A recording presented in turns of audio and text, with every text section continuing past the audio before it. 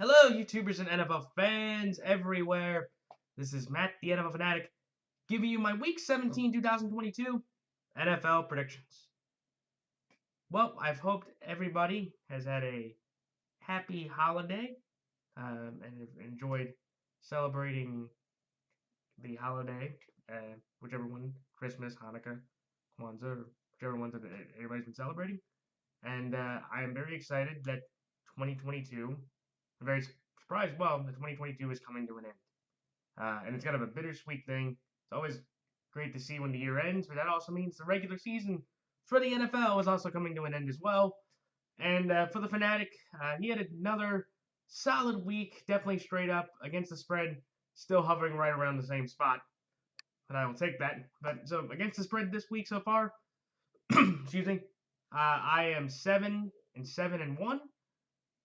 and the push I got in that regard was the Eagles-Cowboys game, when I did my video last Monday, there was the report of Jalen Hurts having a sprained shoulder that came out afterward. As soon as I found out that he was not going to play, I switched my against the spread and straight up pick, and I switched that pick in real time. So it ended up being a 6-point, excuse me, Dallas spread, and so I picked Philadelphia +6 and Dallas straight up. I got that pick right on the button, 40-34. So that was my push there. So 7-7-1 against the spread. But straight up though, I went 11-4. So if I win tonight, and I have the Chargers -3 tonight. So that will give me a 12-win week, which is 75%, which is great. But now overall for the year, I am now 114 and 119 with 6 pushes. And straight up now, I am 147, 90, and 2. So that equals 49% against the spread. So I still have a chance. 2 weeks to go. Get to a 500, above 500 record. Just need a few games to go my way in terms of against the spread. I just need a few covers here and there. And straight up, though, I'm 147, 90, and 2. So I'm already at 62%. So I will gladly take that. I have a very slight chance of getting to 65, but I do think that I can get to 63 or 64 if I put together 2 final 3 weeks this season. But what a crazy week of games in the NFL. Over the holiday weekend, you had the absolutely dreadful game for the New York, excuse me, the New York Jets offense to start out when they only put up 3 points, and Zach Wilson got benched in the first half for the immortal Chris Streveler. I actually feel like that should be on Robert Saleh to have put in Joe Flacco, who was actually a quarterback that played football, and not Chris Streveler, who's been around the league and had one start in the last week of the 2020 season, losing to the immortal John Wolf. But that was just an abject failure by the Jets offense there. I believe they only had 6 yards rushing through the whole game, so they really couldn't run the ball a lick. Zach looked lost. The rain didn't help at all. But the Jaguars, after being at a horrible spot at one point, are now leading the AFC South, and with the way the Titans have been playing in their situation, the Jags should be able to win their win their final 2 games, get a winning record, and clinch the AFC South for the first time since 2017. What an incredible accomplishment for Jacksonville that I did not think was possible. But about midway through the season. Excuse me. So there was that, and then you had the let's see, some of the other wild games. You had the Vikings-Giants game. What a finish that was. You know, the Giants kind of hung around again. Daniel Jones played another efficient game. He's had the lowest amount of turnovers by any quarterback this year. That's very nice for him. But Saquon Barkley with that big 4th down, 27-yard rush for a touchdown. That was impressive. But again, the Vikings, the cardiac Vikings, first team in NFL history to have 11 consecutive victories in 1-score games, and Greg Joseph, whose career long was 56 yards, was able to make a 61-yarder for the victory. Absolutely incredible. They may have the biggest horseshoe in that horn of theirs because, boy, have they been incredibly lucky. But if you're lucky 11 consecutive times, you have to be good at something. So, give the Vikings that credit there. And the Giants, look, they're in a good spot. That win against the Commanders was huge because all I believe now they have to do is beat the Colts next Sunday, and they should be able to make the playoffs just fine. So good for them there. Panthers Lions. That was a game that was just incredibly weird but disappointing for Lions fans. They had a big opportunity to put themselves into the postseason, but they gave up a franchise record amount of offense to the Carolina Panthers. Over 500, I think it was 570 yards total offense, and they gave up 320 yards on the ground. You know, Ben Johnson can do everything he can, but when you have a defense as bad as Aaron Glenn's been providing this Lions staff for the whole year, it's been a bottom 6 defense or one of the worst defense in the league all year long. You just can't win games like that. And I do feel like without the schedules positioning themselves, I do think the Lions can win out and get a winning record, but I do not think they will be a playoff team just based off the circumstances and tiebreakers, which is incredibly sad. But if you're talking about one dangerous team from the NFC next year, it should be the Detroit Lions from what they've shown. Excuse me, over the last several weeks. So there was that game. Saints Browns was awkward. That was just a weird snow game. You know, they said that there was, the most games this year under freezing temperatures, which was incredibly surprising, especially the game in Miami. That was the second coldest game in Miami's franchise history, like 46 degrees. So, that was, and it definitely showed because both the Saints and Browns offenses could not move the ball at all. Deshaun Watson, though, had a very ugly, awkward game, getting sacked on the last play, a lot of high overthrows, had the better rushing attack, had some of the better receiving weapons, and yet he threw a horrible interception right when the Daniel Sorensen, the former Chief, and boy, was that ugly. And just for a fun fact, everybody, Deshaun Watson has played 4 career games for the Cleveland Browns. He's only scored 3 offensive touchdowns. So, look, I'm just saying, was it really worth the $46 million a year? Was it? Because that's bad. And now the Browns, again, have been officially eliminated. And I do think Kevin Stefanski, for what he's been provided and what he has shown with Deshaun Watson, I know people could argue rust, but I definitely think that hot seat should definitely be in the conversation with Stefanski entering his 3rd year. Especially with how much better Jacoby was playing through the offense than Deshaun. So, Kansas City beat Seattle. 15 straight wins for the Chiefs against the NFC. He's just also been downright, impressive in, the last couple games. Another 3 touchdowns, another rushing touchdown. And the Chiefs just keep rolling. They probably are still going to be the 2 seed unless the Bengals beat the Bills on Monday Night Football, which would be big. And I'll talk about the rest of the games, but those are some of the key things I noticed from the games last week. But let me go right into my picks. So this Thursday, for the last Thursday night game of the year, when the 11-4 Dallas Cowboys travel to Tennessee to take on the 7-8 Tennessee Titans, the Dallas Cowboys are 9.5-point favorites in this game. Give me Dallas here minus 9.5, and Dallas straight up. Excuse me. Then the next game, when the 4-11 Arizona Cardinals travel to Atlanta, take on the 5-10 Atlanta Falcons. The Atlanta Falcons are 3.5-point favorites in this game. Give me Arizona here plus 3.5, but I'm going to take Atlanta straight up. Then the next game, when the 3-12 Chicago Bears travel to Detroit to take on the 7-8 Detroit Lions. The Detroit Lions are 5.5-point favorites in this game. Give me the Chicago Bears here plus 5.5, but I'm going to take Detroit straight up. Then the next game, when the 4-11 Denver Broncos travel to Kansas City to take on the 12-3 Kansas City Chiefs. The Kansas City Chiefs are 13.5-point favorites in this game. Give me Kansas City or minus 13.5 in Kansas City straight up. Then the next game, when the 8-7 Miami Dolphins travel to New England to take on the 7-8 New England Patriots. The Miami Dolphins are 1-point favorites in this game. Give me Miami here minus 1 in Miami straight up.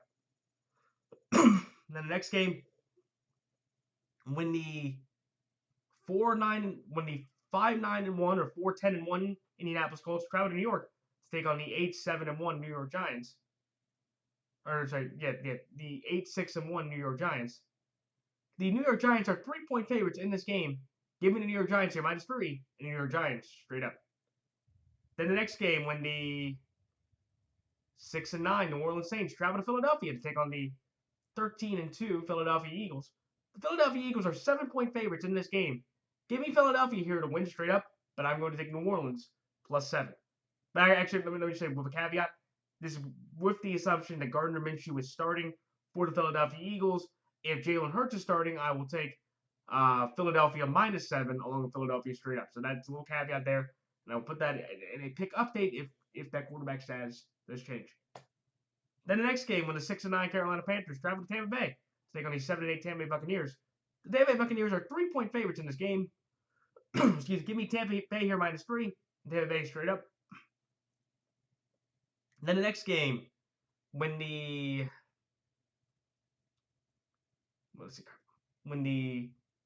5-9 Cleveland Browns travel to Washington to take on the 7-1 Washington Commanders.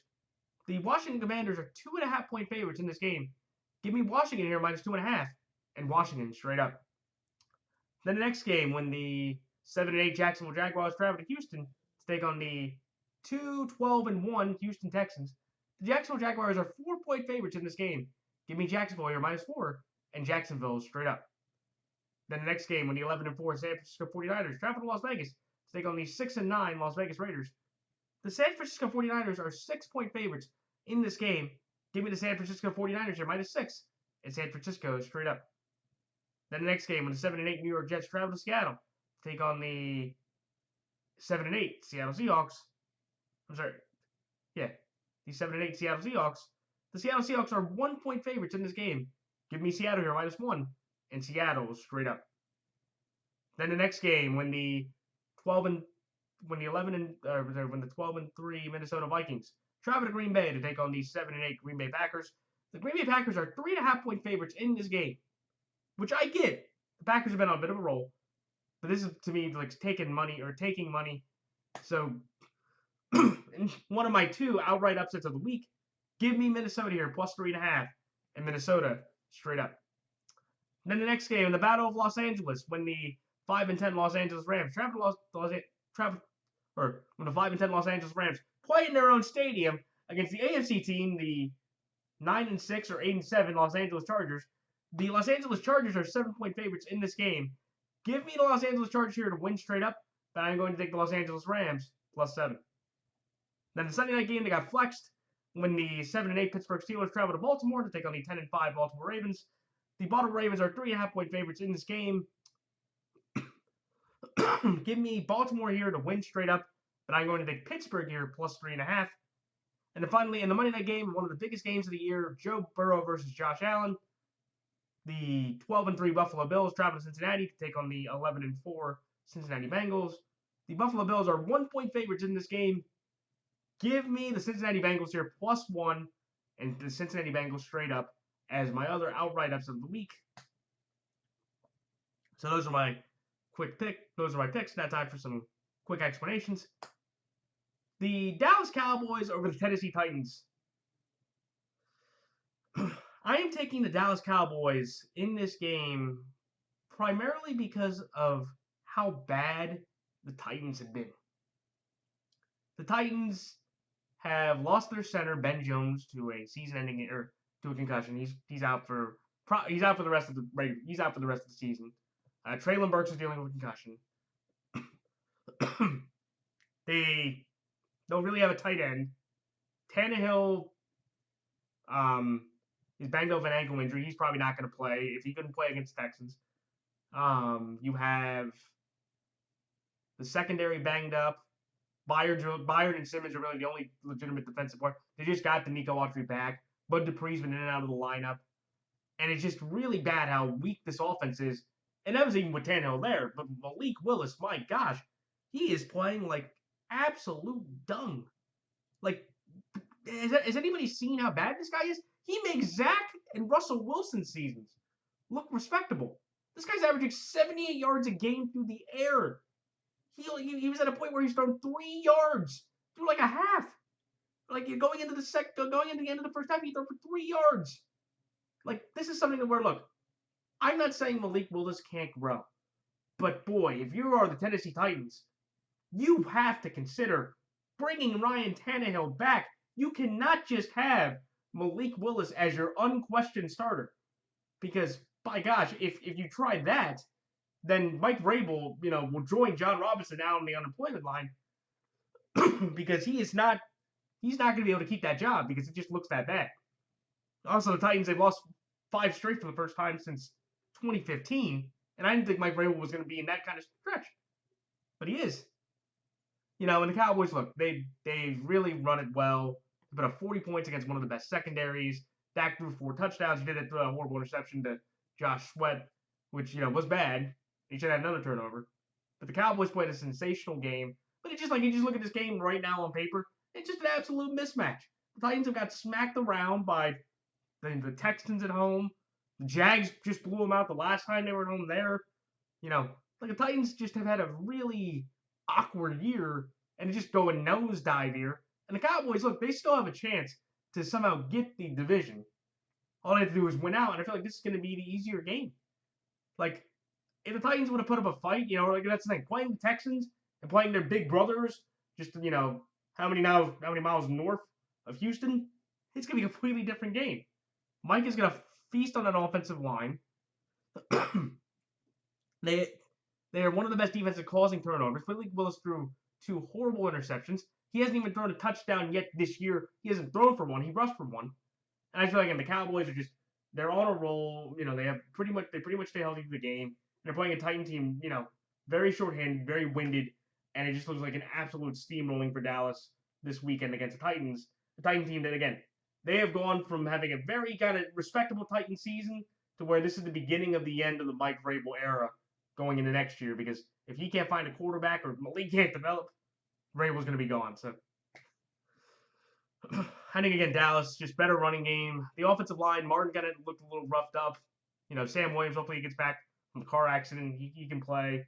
You have a bunch of pro bowlers. The secondary doesn't have to worry about really finding any legitimate receivers, unlike Sunday. And I think the Cowboys, just with their talent and just a lack of kind of confidence of what the Titans have offensively all around, believe there, the Cowboys win this game in a fairly easy game, in my opinion. I would probably take it over as even a 13-point spread. I think Dallas will win by at least 2 touchdowns. So that's all. Like Dallas here by the 9.5, and Dallas straight up. The next game, the Atlanta Falcons over the Arizona Cardinals. Oh, man, you always hate this time of year because you get into these dud types of games. Atlanta, their defense did enough. They only held the Ravens to 1 touchdown, but they got 3 other field goals, and they got another field goal block, so, that was good. But just the offense looked meh. Ritter had a couple of nice throws. He had a couple of nice scrambles, but he only could put up 3 points against the Ravens, or 3 field goals against the Ravens defense. And, but at least I can say this. Desmond Ritter is about 10 to 15 times better than Malik Willis. Desmond Ritter, I actually see a quarterback in. Malik Willis, I don't even know if he could play. Like he did go to Liberty University. So where the immortal, Hugh Freeze was there. Good luck to him at Auburn, but so that's just my point there. But but that's the thing where this game, it's just odd because like you look at the Cardinals who put up a heck of a fight against the Bucks. Hollywood Brown had a nice big touchdown.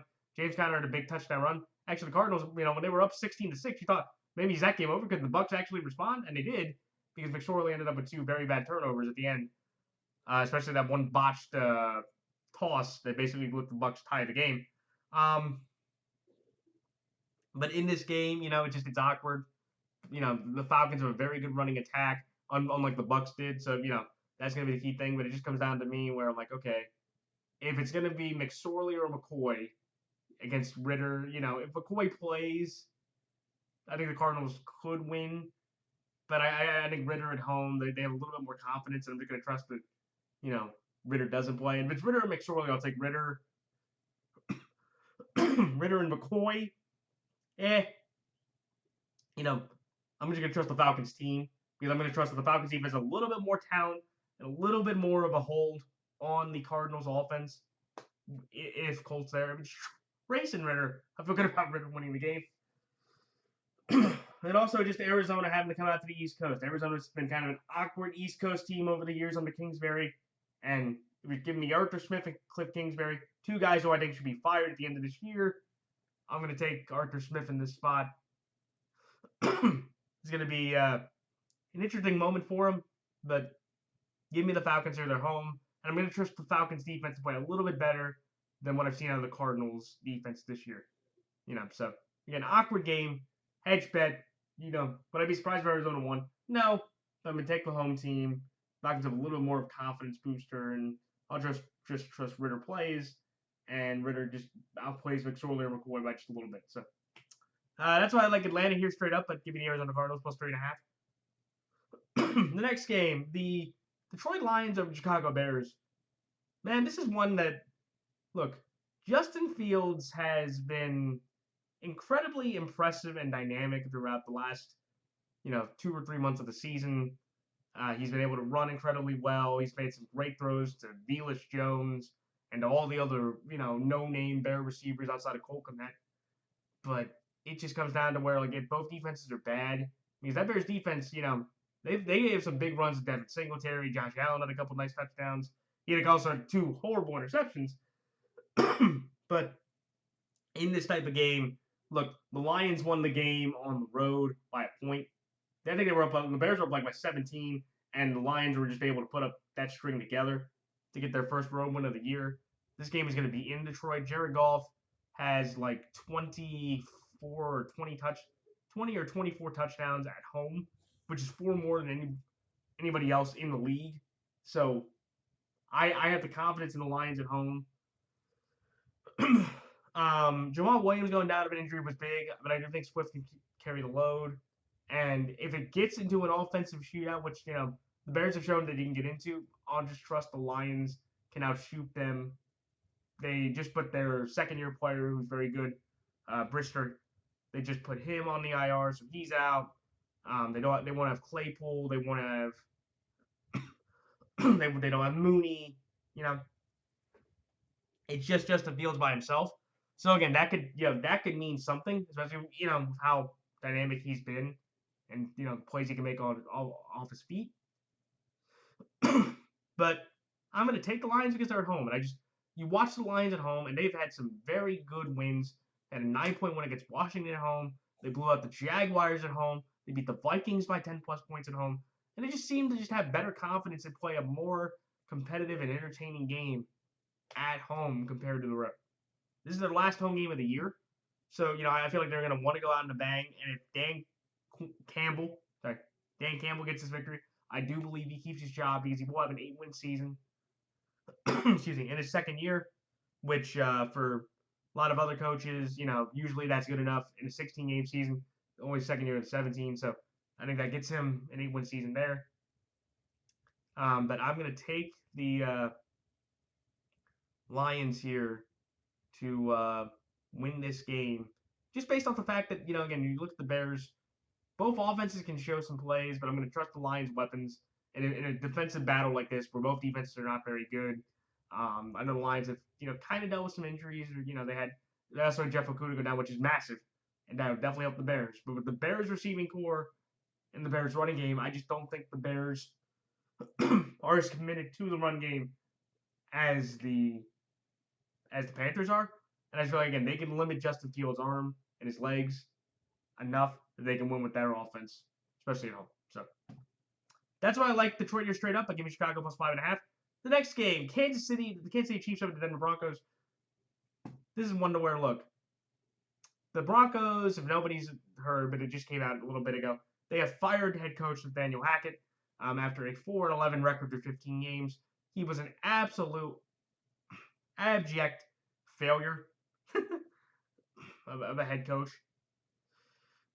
But as big a Russell Wilson fan as I am, Nathaniel Hackett only should get 50% of the credit. Russell Wilson should get the other 50% of the credit, or the blame, for what happened to the Denver Broncos. That was an absolutely pitiful, embarrassing, dreadful performance by the Denver Broncos. Russell Wilson threw 2 horrible interceptions that basically that rolled the game for him. Baker Mayfield completed about 80% of his passes. The Broncos quarterback threw 4 picks, and by the end of the half, they'd already given up 24 points. And with that offense, you're like, and this was a Rams defense that didn't have Aaron Donald. This was a Rams offense, didn't have Cooper Kupp, Allen Robinson, their center. Yeah, they didn't have their center, Cooper Kupp, Ben Skowronek, or Allen Robinson. And that offense put up 50-plus points on the Broncos defense. That was like the top 3 defense entering today or entering yesterday. And they just got absolutely steamrolled by the Rams. I felt like that entire team quit. Look, the Broncos are in a bad spot to where, look, they can't get rid of Russell Wilson. I know a lot of people want to, throw away Russell Wilson and call him, a scrub, a has-been, all that stuff. But it's like, he's had this is the lowest point of his career, okay? And they got a coach that they, had different thoughts of, and then they got new ownership and just a whole bunch of bad things there. I'm hoping for, Russell's sake, they get a Sean Payton, they get a Eric Bieniemy, or an offensive-minded coach. Well, and if Russ can't mesh with that, and he still looks as bad as that, then even as one of his biggest fans, will admit that, look, Russell Wilson, I guess after that injury, it took Aaron Donald to ruin Russell Wilson's career. After he hit his finger against there, his whole career just went to the toilet after that. And I think definitely the whole perspective of Russ will change from being, he's still a good quarterback. He wasn't a bust. He still had a good career. But, if he has another bad year next year, great, Hall of Famer, all that stuff, that will be definitely thrown into question. I would definitely understand that there. But again, now, I don't think Mahomes has ever lost to the Broncos, I don't think Mahomes has ever lost to the Broncos. He's like 10-0 against them. They're playing a Chief team that had one of its better defensive outings against the Seahawks offense. I know they didn't have Lockett, but still, it wasn't to the end. They only put up 10 points. That was with the running game of Kenneth Walker. That was with Kenneth Walker in the backfield. And that was with Geno playing in, okay game. So, with that being said, like, they're playing the Chiefs. And look, the Chiefs are mad because they, had a 27-0 lead at the end of the half the first time. And then they went on a 28-6 run to make it a 6-point game. So, that the Chiefs are angry. I feel like at home, especially with the Broncos just playing with an interim staff the last 2 games. Maybe they get motivated from it. Maybe not. But I think the Chiefs, they just roll over the Broncos in this one. However, I will tell you, I do have a little bit of trepidation. Because I think maybe Denver could be motivated. And last time I took the Chiefs with a 13-point spread, they played the Texans, and they couldn't cover that, which was amazing. So maybe it inspires them, maybe it doesn't, who knows? But give me the Chiefs here minus 13.5. They could just roll over the Broncos. They are 1 game away from another perfect record in the division, and I think just ho hum. Chiefs just keep rolling. And I do think if Jalen doesn't play, Patrick Mahomes will be the MVP for the 2nd time in 4 years. So that's what I Kansas City here minus 13.5. Kansas City straight up. The next game, the Miami Dolphins over the New England Patriots. I am taking the Miami Dolphins here in this game based on the fact that,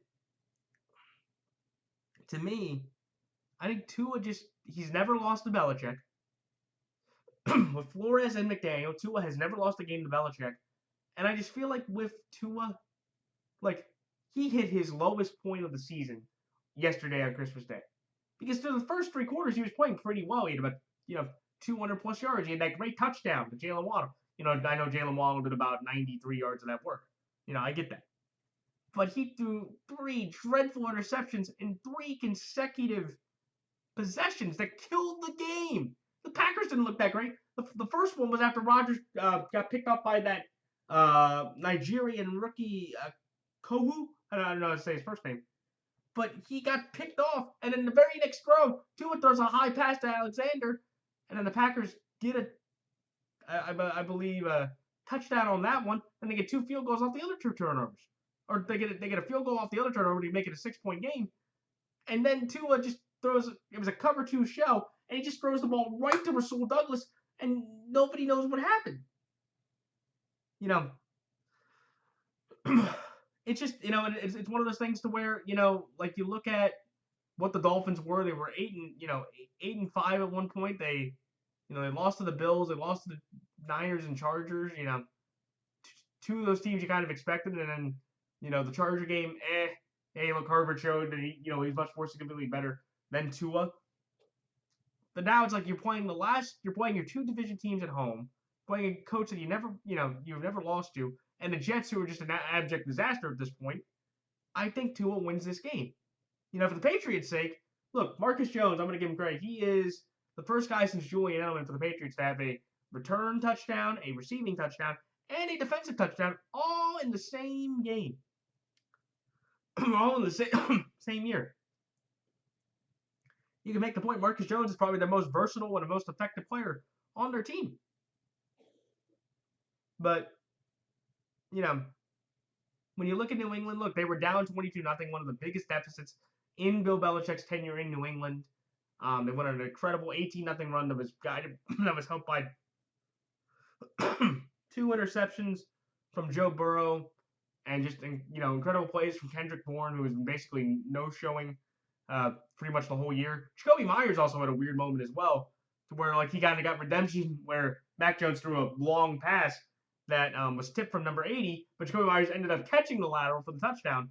It wasn't for Stevenson, who's had a fumbling issue since Oklahoma. Coughing the ball up, the Patriots probably win that game and pull off the upset of the weekend. And, and again, there will be a big injury here. I think Jalen Waddle's injury is going to be significant. He left the game, and, two of the last 3 games he had to leave the game due to injury. I do think he should be able to play, but if the Dolphins can just put 2 on Tyreek Hill and force Tua to throw to Sherfield, Gesicki, Cedric Wilson, Jeff Wilson, Smythe, all the other guys, this game could be a lot closer than Dolphins fans want it to be. And also, you just have a fun argument of also, again, Tua Tagovailoa has never won a game under 50 degrees. Under 50. And definitely how cold it has been on the East Coast since Elliott the Bob Cyclone has gone through the country. It's going to be cold enough in New England that it's going to see if Tua can finally break that streak of snapping out of the cold snap, pun intended, for the Dolphins. Again, could the Patriots win this game? Sure, absolutely. Look, the Pats are desperate, and Mac Jones actually ended up showing in the second half that he had some moments to where, okay, he can maybe be the quarterback for this team. But I think at the end of the day, give me Tua in that offense with that run game, and just Tua will make a few more plays that Mac can't. And I feel like with Mac Jones, Mike McDaniel will outcoach Matt Patricia and cause the Patriots to fire Matt Patricia and bring back Bill O'Brien to start the 2022 season with a legitimate offensive mind.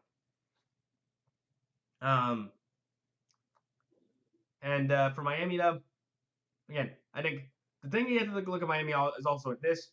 Tua wins the last 2 games. He gets in the postseason. Not even now with that performance against Green Bay. Will that be enough for me to exercise his 5th-year option? He has to win his playoff game, depending on who it is against, to justify that contract, that 5th-year contract picked up. And if he does, then he gets it. If he doesn't, I would probably say that I do not pick up the extension, and I go after a Jimmy Garoppolo, who will be a free agent next year. So that's what I like Miami here -1, or Miami straight up. The next game, the New York Giants over the Indianapolis Colts. This is one to where, look, the Giants, they got the one win they needed 2 weeks ago against the Commanders. They needed to win one of their final 3 games to basically get into the playoffs after that point. This is the game I think they're going to win. The Giants are just better coached. The Giants are, been more disciplined. Their defense has been outstanding and legitimate. They pretty much, outside of Justin Jefferson, shut down the entire Vikings offense to an extent. I know Dalvin Cook had a decent game, but besides Cook and Jefferson's done that against everybody this year, essentially, besides the Eagles. The Giants' defense is legitimate, outstanding. And the Colts are on their 3rd-string quarterback. Matt Ryan has been benched now for the 2nd time. And now it's Nick Foles for the final 3 games. Let's see how he does against the Chargers. I don't think it's going to end well. They don't have Jonathan Taylor either, so if the Giants can limit the run game or lack thereof, the Giants pass rush should be able to get a lot of good pressure on Nick Foles. It's just not a great matchup. The Colts here, again, they've shown some moments, or basically Saturday's career high was beating the Raiders, which is how sad it is for McDaniels. but it's all just been downhill from there. And since Saturday's taken over, the Colts have the worst fourth quarter point differential in the entire league, which is the amazing thing about that is a genuine stat that's true. And it just, again, where it just comes down to, you can think the talent are about even, pieces, receiving pieces. Saquon's better than whatever the Colts have in Deion Jackson and Zach Moss. Daniel Jones and Nick Foles. I know Nick Foles is better, but Daniel Jones is at least some competent receiving weapons. And it just comes down to coaching. I'm just going to take Brian Daboll and his coaching staff at home with this Giants team feeling the way they played against this Colts team that, again, has some decent pieces, but they're just going to be playing to the end. They're out of playoff contention. It's just sad. Well, yeah, just sad.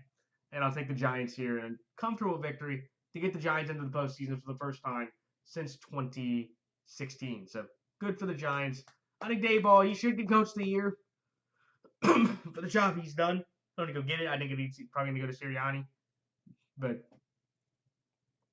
yeah, just Giants, better coaching staff, a little better talent, and just healthier team right now compared to the Colts. Sounds like the Giants here, -3, the Giants straight up. The next game, the Philadelphia Eagles over the New Orleans Saints. This is one to where, look, the Saints, they pulled off an upset. Nobody thought they could go into Cleveland in that cold and actually win that game, and they did. Andy Dalton was 8 of 15. He outplayed Deshaun Watson. That was an impressive victory just based on the fact the offense did not have anything. There was no Michael Thomas. There was no, I don't believe there was any Jarvis Landry. There was no Chris Olave. So they were basically down to just Juwan Johnson and just Taysom Hill and just a other weird no-name Rashid Shaheed. There you go. Finally said his name right. At the receiving options. And so, to me, where the Saints, if they're playing Gardner Minshew again, who had a pretty good day. He had two bad interceptions. One to Javon Curtis and the other one to Ron Bland, who, by the way, has a fantastic last name, Bland. But also, again, the two big injuries for the Eagles, though, in that game were the fact that Lane Johnson, he's going to be out for the rest of the regular season, at least with an abdomen tear. And Avonte Maddox currently suffered a pretty significant toe injury, which might knock him out for the rest of the regular season and probably maybe even for the postseason, depending on how bad that injury is. And, in this game, the reason why I'm going with the Eagles is just the history of this game over the last 2 years. The Eagles, the last 2 years, when they've hosted the Saints, it's just been absolute blowouts. And this was with Sean Payton. Jalen Hurts' actually first career start was against the Saints, and they absolutely shocked the world by beating the tar out of Taysom Hill and the Saints offense. Then last year they got smoked by Jalen when the Saints were rolling there.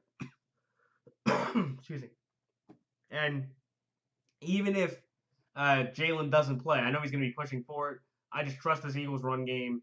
I trust this Eagles secondary to limit what the Browns could not do. And I think the Eagles offensive line, even with Lane Johnson being out, and Mailata having a concussion injury, that's big too. So if they don't have their left tackle and their right tackle and they're starting Minshew, I'm going to feel better about the 7 points. I think Jalen's mobility, if he plays, if he can convince the Eagles to let him play, I think that'll be the difference to help get the Eagles over the 7 points in that regard.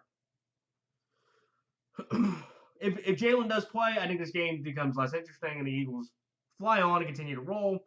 If Gardner's into it, now you have to be careful because the Eagles might actually have to pull everybody out for weeks 18 against the Giants to clinch that 1 seed and not have to worry about anything. But I just think with Gardner, with that history of the Saints defense playing this Eagles team, even with the injuries, and I just think the Eagles should have more talent that the Saints defense can handle. I think the Eagles roll through this game and allow Jalen the rest for the final week of the year. For the next 2 weeks to get ready for their game after the bye. So that's why I like Philadelphia straight up in New Orleans +7. But again, if Jalen Hurts is playing, I'm going to change that spread pick to Philadelphia, and I'm going to keep the straight up pick regardless. So once again, if Jalen is playing, I'm switching the against the spread pick, and I'm laying the points on the Eagles if Jalen plays. So that's like Philadelphia for now straight up, the New Orleans +7. The next game, the Tampa Bay Buccaneers over the Carolina Panthers. This is one to where I'm going with Tampa Bay just based off of Tom Brady. Look, the Panthers have been fantastic. Been able to run the ball incredibly well. Franchise record in yards. Steve Wilks. Matt Rule had him at 1-4. Steve Wilks through 10 games has 4 more wins, and if he gets one more win, he'll have more wins than Matt Rule had in any of his other years combined in his 3 years in Carolina, which is amazing to think about. And to be fair, they beat the Bucks earlier this year, 21-3, where that Bucks team was more healthy and more competent. And so, but at the end of the day here, look, this is Tampa Bay. They gained some confidence. Brady, they were able to get some semblance of a running game, and it's Sam Darnold. The last time the Bucks played Sam Darnold, Week 17, they blew him out. I know it was under Arians, and that was completely different. But just like in this spot, the Bucks know all they have to do next week is win this game this Sunday, and they win the NFC South for the for the second consecutive year, and they get a home playoff game, likely against the Dallas Cowboys, and they hold on. And then at that point, the Panthers and Saints are playing in a meaningless game, and the Bucks and Falcons are playing in a meaningless game just due to the fact that the Bucks really can't move up from the 4 seed at the end of the day. Do I think Carolina has a shot to win this game? Yes. I think Carolina, they have more camaraderie. They have a healthier offensive line. Josh Wells, one of the Bucks, backup offensive lineman, he's now out the rest of the year again. Jensen's still not back. Tristan Wirfs looks shaken up and very weak. The Panthers, the Cardinals were able to get some deep shots on the Bucs secondary, so DJ Moore definitely can make a few plays or two that could change the game. I think Darnold's athleticism could be a huge factor. But at the end of the day here, I think the Panthers know, or the Bucs know what happened last time in Carolina. They're going to be motivated, and they understand what's at task here. Because I do feel like if Tampa wins this game, everybody can rest for that last game. True, they're going to win the division at 8-9, and Brady's going to have a losing record for the first time. But I don't think Brady cares. I think the rest is more important to get them ready for their wild card game the next week, regardless of what happens. And I just think in Tampa, in this spot, just like what happened with Brady before, if the game comes close, I think Tom pulls it out. And I think this game's going to be close, and Brady's going to have one opportunity to get them in a spot that Darnold, I don't think, will be able to. So that's why Tampa Bay here, right? Tampa Bay straight up. The next game, the Washington Commanders over the Cleveland Browns. I'm going to Washington here because I have been incredibly disappointed in Deshaun Watson. And again, he has only scored 3 offensive touchdowns in his 4 starts. And I just think that Washington, with Carson Wentz, with the injuries the Browns have had, Chubb's been dealing with a foot injury, and even though he's okay, but the Browns receiving core really hasn't been able to be that dynamic. And that Washington defense, they have a lot of good pieces on there from their front 7. Chase Young's going to get his second week back under his legs, so he should be able to play more snaps and make some more plays. I think Washington should be able to use Terry and Jahan as their receivers really well. Samuel should be able to make some nice, sweet plays. And it's just something where I trust what the Commanders have in Wentz and Heineke over what I've seen out of Deshaun. Outside of Peoples-Jones and Cooper occasionally, Deshaun really hasn't opened the field that much to the rest of the Browns receiving corps. You could argue it's not great, but it's just sad watching that offense. It's sad watching that offense if you see it. And I genuinely believe that for the Commanders, they also will kind of have the motivation of desperation or motivation of playoff spot. They know that they're not in automatically if they win, but they control their own destiny. The Browns right now are going to be playing for paychecks. They're probably not going to be that inspired or motivated to play anyway. And I think the Browns, they're very much in a way, Deshaun and Russell Wilson, on the field, not off the field. They're just, both those teams have to really start looking at those contracts. And look, Deshaun's going to have more leeway because he did have that suspension he had to go through. However, I do think the Browns and the Broncos both genuinely have to look at their teams and say, we may have made incredibly franchise stupid altering mistakes in giving those two men those contract extensions. Because Deshaun looks like an absolute shell of himself. And Jacoby, okay, and Russ, okay, but at least Russ has, 10 years of evidence. What is Deshaun? Deshaun has one playoff win, and that's it. He has one playoff win to his name. At least Russ has 8. I know he has 9 losses, so does Drew Brees. So, but yeah, like in this game, the motivation for the Commanders is going to be key to me. I just think Carson can outplay Deshaun with the weapons they have, and I just don't think against that Washington defense, as healthy as it's been, I don't think it should be able. I think it should be able to hold this, this Browns offense that has some potential, but the motivation is just going to be the different way too. So that's all. Like Washington -2.5, Washington straight up. The next game, the Jacksonville Jaguars over the Houston Texans. I am taking Jacksonville here because they've been one of the hottest teams in the league. They've won 3 straight games for the first time in Trevor Lawrence's career. They've won 6 out of 7. And the Texans, look, they've been scrappy the last 3 weeks. They technically have a 3-game win streak on the line if a few things didn't happen. A fumble, a field goal here, and they beat the Titans with their backup quarterback. So, and to be fair, the other win the Texans had was against this Jags team on the road. Okay, so but to be fair though, the Texans have not won a game at home all year. And I just feel like, again, the Jags, they're just coming into this game fully motivated, confident. ETN's had a phenomenal year. Trevor Lawrence has been playing like the best quarterback in the league since week 9.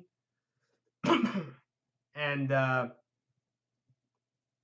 I will take Jacksonville in this spot over Houston based on the fact of that momentum. They're angry, and Trevor knows that he basically threw that game against Texans several weeks ago in Davis Mills' only other win. And if you're fair, Davis Mills, though, 2-0 against Trevor Lawrence in his career. So,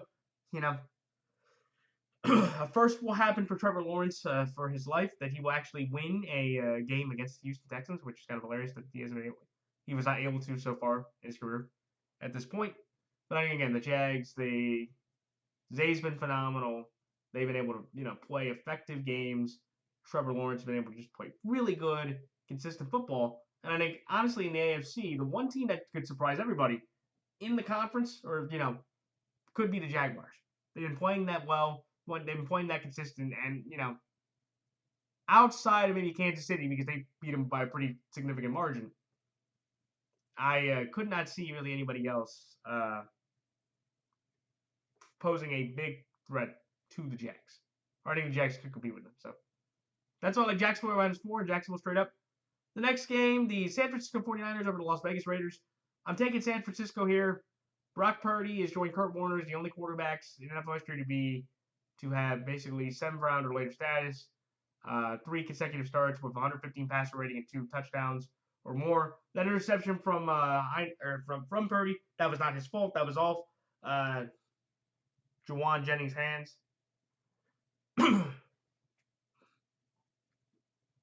Jennings needed that Jennings needed to catch that, which I thought was important. And the Niners, look, the Raiders, they're not going to have Chandler Jones. He left the game with an elbow injury. Jacobs is fed up. Devontae Adams, is he really going to have any time to really catch the ball? He only ended up with 2 receptions for 15 yards. Carson had 2 interceptions in 5 straight games. He had a 3 interception game, and 2 of those were very bad interceptions that cost the Raiders the game against the Steelers, even though a lot of Steeler fans are now calling that interception the Immaculate Interception in honor of the late, great Franco Harris, his passing a few days ago. And it's just one of those weird things to where, again, this is a very big rivalry. It's Niners-Raiders. It used to be Oakland, San Fran, and, that was a big, north of the Bay, South Bay idea. And I imagine, again, the Niners have a lot of confidence right now. Brock Purdy's playing at an incredible level. He's actually playing at a higher level than Derek Carr is right now. And I believe the Niners just roll through this game against a depleted Raider team that, has some talent, but it just was little too quick, a little too late. And even though the Raiders are still alive, the Niners will just probably put a mud hole into that conversation and move on to their last game in a meaningless game against the Chiefs and just get steamrolled there because the Chiefs are going to need it to possibly get the 1 seed. So that's why San Francisco here -6 and San Francisco straight up. The next game, the Seattle Seahawks over the New York Jets. This is one to where Mike White will give the Jets a chance, and that Jet defense, could give Geno fits. But if Geno could beat one of his former teams, or actually, to be fair, here's the fun stat: Geno in his former Geno games is 2-0 this year against teams that he's played for. He beat the Chargers on the road, and he beat the Giants at home. Now he gets to play his originally drafted team in the New York Jets, and I think the Seahawks, with the talent they have, and with that offense as anemic as it looks, with whoever it is a quarterback, Mike will actually give them a chance, and that'll be the kicker. But if it's Zach Wilson or Joe Flacco, and if it comes down between those two, I believe Joe Flacco should be the guy to get the job moving forward. I'm going to take the Seahawks to win because they're at home. The Jets having to come out all the way to the West Coast. Look, I know. Look, the Panthers already did it, but the Panthers are right now playing at a more consistent level than the Jets are right now. Seriously. I also just don't think they'll be able to run the ball as effectively as the Panthers were able to. Because I just think Donovan Knight, if they had Breece Hall, it'd be different. And boy, did Breece Hall injury really change everything for the Jets season. But in this game, give me the 12th man. Give me Geno getting to play one of his former teams again. Give me the offensive line being able to hold up okay. And just the lack of confidence in Zach Wilson if they go back to him. If Mike can't go, it's going to be just an abject failure of the Jets staff that apparently Zach's lost even more confidence. And if he's literally seeing a ghost, that's going to be the downfall of the Jets this Sunday for another loss. So that's why I like Seattle -1 and Seattle straight up. The next game, the Minnesota Vikings over the Green Bay Packers. This is one to where, look, the Packers, they've been on a good roll, and, they have to win out, and they either have the Commanders lose 1 or 2 or the Giants lose out. So it's basically going to come down to, will the Commanders lose out to give Green Bay an opportunity? But I just think, again, the Vikings, they know that the 1 seed's still up in the air. And they beat this, the one game that the Vikings have won by double-digit score, and they won was this one. And I feel like, again, they should have the confidence knowing that they've gone to Lambeau before with Kirk and been able to win a game. And I just think, again, this Vikings defense, as bad as it's been, okay, should be able to make some stops. And Christian Watson's injury, he left the game with a hip injury.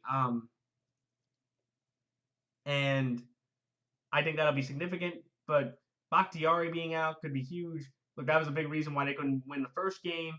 And, even though they brought Elton Jenkins back on a 4-year extension, good for him. Always, happy to see a guy like him, continue to play well and continue to stay on the Packers. But I feel like, again, the Packers' luck and the Vikings' luck, if it's going to come down to that, I'm going to take the Vikings' luck will continue for one more week before they can get to their road game against the Bears and finish off an incredible 14-3 season with the lowest point differential for that record in NFL history. Again, people may get on the Vikings and say, they had another close win. Again, it's like, oh, man, the Vikings luck, their horseshoe, their rabbit foot, whatever lucky thing trope you could think of, it has to run out. Well, it will. I just don't think it'll be this week. And I just think with the Packers have been a good roll. They beat the Bears, the Rams with their backup, and they beat the Dolphins with Tua absolutely melting, frying the fin, if you will.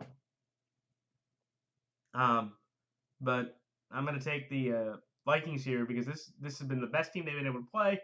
And I just think, again, what do I trust more, the Vikings' luck or the Packers' consistency? I'll trust the Vikings' luck here over the Packers' little run here to get them the win in a rare sweep of the Green Bay Packers for the Minnesota Vikings. And also for Justin Jefferson, kudos to him. All-time leader in receptions and yards for a single season for the Vikings franchise, all-time leader in yards for a 3-year career, and he has a chance to break Calvin Johnson's single-season record. He is the best wide receiver in football. I do think he gets a $32 million contract extension per year with the Vikings moving forward. So that's why I like Minnesota here, plus 3.5. Minnesota straight up. The next game, the Los Angeles Chargers over the Los Angeles Rams. Down. Excuse me. Chargers, better quarterback, better offensive line, better receivers, more confidence. And I just think, again, the Broncos look like they quit. Justin Herbert will be able to move the ball in the Rams defense much more effectively and consistently than Russell Wilson could be able to. And I just feel like in the Chargers, they are being able to continue their role here, that they are probably going to be, outside of the Jaguars, the scariest team that none of the Chiefs, the Bengals, or the Chiefs, Bengals, or Bills do not want to play, which would be the Los Angeles Chargers. It's a weird game. It's really not going to be a home game for either squad. This is that rare Giants-Jets game where they just have to just go into the building. one has to drive just a little bit more than against the Chargers, but it's the same building they play in. So it's not like, oh man, we got a hard drive to go to. Nope, we just have to go like we're going into work. It's all gonna be filled up with Charger stuff, but the Rams are like, oh well, we just have to go right down the road. So, it's weird. It's always fun in these inner city battles. But very much like the Lakers and the Clippers, where the Lakers have had the championship, just like the Rams have had the most recent championship. I do think that the other team that has been better built will win this game and continue to aim for the Chargers, get their first win for Staley in this series. The last time they played, the Rams got the win back in 2018. So, and I'm going to take the Rams plus 7 because it is the Chargers. You don't know how games go, and I do think Baker should be able to have a better game. And Cam Akers, who had his first 3-touchdown game, should be able to play well to win. So that's why I like the Los Angeles Chargers here straight up, with the Los Angeles Rams plus 7. And in the final 2 games, the Baltimore Ravens over the Pittsburgh Steelers. It's Pittsburgh, Baltimore. I'm going to take Huntley. He was able to do enough against this same Steeler team just a few weeks ago. I think the Ravens are going to be able to get a bit healthier. Maybe Lamar plays. If Lamar plays, I'm going to feel better about it. But in this type of game, Pickett did okay. But I just think Huntley or Lamar are not going to give the Steelers offense 3 opportunities. And even though we've had some defensive injuries ourselves, I do believe that the Baltimore Ravens will win this game just because of their home field advantage. Just have a little bit more confidence that they can win this game because the pressure's on Pittsburgh. Baltimore's already in the playoffs, so I'm going to take Baltimore. Big season sweep at home. Have more Dallas coming back, and I just can't trust Pickett going up against the second game where he only had a quarter of playing against them before he got hurt. So that's why I like Baltimore here straight up, but Pittsburgh plus 3.5. These games usually come down to 3 points most of the time anyway, so if I get that cover, I usually do. I'm good with that anyway. So, and finally, the Cincinnati Bengals over the Buffalo Bills. The Bengals are at home. That was the only. This game is so competitive, and it's a 1-point spread. I'm like, okay, if the Bills were at home, I would take Buffalo. Both quarterbacks have played pretty well this year. Joe's been playing more consistent than Josh as of late. But, and I know Lyle Collins going down is big, but they don't have Von Miller. And it's just going to come down to, I trust the Bengals receiving core, and I trust the Bengals momentum as of right now compared to the Bills. Both teams have been on very good long winning streaks. Both teams had very awkward games against other teams. But give me the Bengals here. They're at home, and it's a plus 1 point thing, so I think it's a fairly easy thing. And I think the Bengals win this game based off the home field advantage. That's what I think is crazy, that the Bengals are 1-point